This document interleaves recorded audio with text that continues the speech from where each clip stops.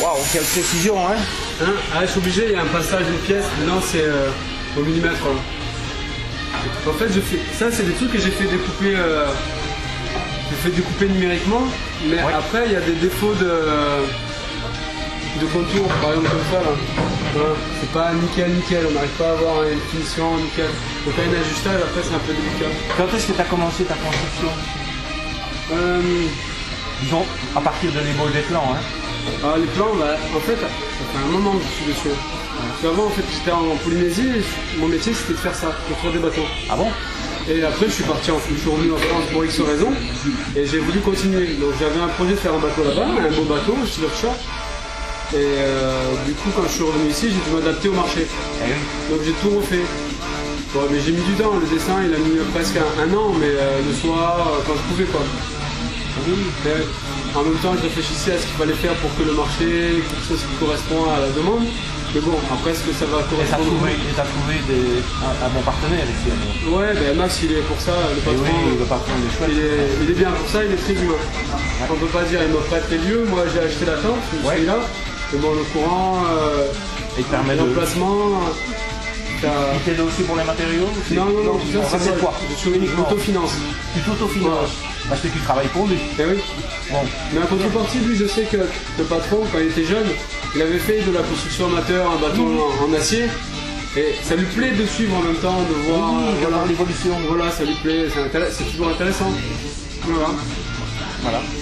Et alors, comme tu m'as dit tantôt, c'est des boulets en nipalon que tu vas mettre. Ouais, je vais faire des boulets en nipalon. Et le système de fixation alors? Ben, je vais mettre sur un line. Ah, sur un line? Ouais, en fait, ils vont s'enfiler. Ouais. Parce qu'en fait, j'ai du pour et du contre sur le collage sur l'aluminium. Penel et Fico, c'est ceux qui font le tissu. Ils me garantissent qu'il n'y a aucun souci et tout. Mais bon, après. Et pour les gens qui veulent éventuellement faire du rêve avec ce type de bateau, éventuellement un remplacement de boudin sur place, c'est ça. Si c'est collé, il y aura des problèmes. À la base, moi je voulais le coller. Voilà. Et en fait, ils m'ont convaincu en parlant, parce que je parle avec tout le monde, j'écoute tout le monde a des bonnes idées. Et je pense que je vais le mettre sur un line, ça va être plus rapide à faire. Et je peux le démonter et l'enlever facilement. Ouais, parce que le bateau, lui, il ne cassera pas. S'il y a un problème, ça sera le problème de boudin. Ouais. Je fais dessous, parce que là c'est rigide. Et il va être motorisé avec il faut minimum 200 chevaux quoi. Minimum si on monte à 10 dessus, il faut des watts. Ouais. Et tu ne prévois qu'une embâchement qu'une fixation pas de deux moteurs. Non, il est calculé pour un moteur. Un moteur. Il est pas assez large sinon. Il va être comme ça, il va être trop sur le cul, ça va faire trop de poids. Donc là il est vraiment calculé pour un monomoteur avec un poids maximum. Je peux pas mettre plus. Et une dimension 7 mètres. Ouais. Et 6 mètres Mais juste pour pas payer la taxe quoi. Et tu as 1m80, non, 1m80 combien de large? C'est 2,70 m de large. 2m60 Avec le boudin. Avec le boudin. Ouais. Ouais, Là on doit être à 2,45 m. oui, c'est bon. 2,55 m le gabarit routier. En fait il est transportable, dégonflé. Dégonflé. Vous pouvez pas le faire trop fin non plus. Voilà, ça fait quoi? Ça fait en tout j'ai fait 1 mois de boulot. Ça fait 1 mois en continu. 1 mois en continu et maintenant je suis à, on va dire, le week-end et le soir quand j'ai la force de le faire. Et moi je suis sur la fin hein.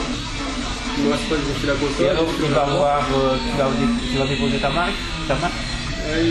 Ouais, je voudrais bien, mais après il faut trouver un lieu pour travailler, un vrai endroit. Ouais. Donc soit je fais affaire avec le patron, mais je sais pas du tout comment ça va se passer. Qui portera ton nom au départ. Hein. Ah oui, ça c'est sûr, de toute façon c'est moi qui suis responsable du truc, alors ce sera moi le... Et alors comment il va s'appeler? Le nom que j'avais marqué sur le dessin, j'avais marqué F688. Oui. C'est la longueur qu'il faisait à un moment donné du dessin. Et après en fait je l'ai modifié, je l'ai agrandi. Et maintenant il a pris presque 10 cm de plus. Mais c'est le nom sur les dessins, c'est resté F888. Ouais. Voilà. Et ton nom à toi? C'est Franqueville. Franqueville? Franqueville. Franqueville. Ouais, donc c'est F de Franqueville. F de Franqueville. Yeah. Ouais, je me suis pas trop cassé la tête. Hein. Non. Bon, ben, Ça suffit en fait. le plus simple, c'est mieux. Ouais, c'est plus pas...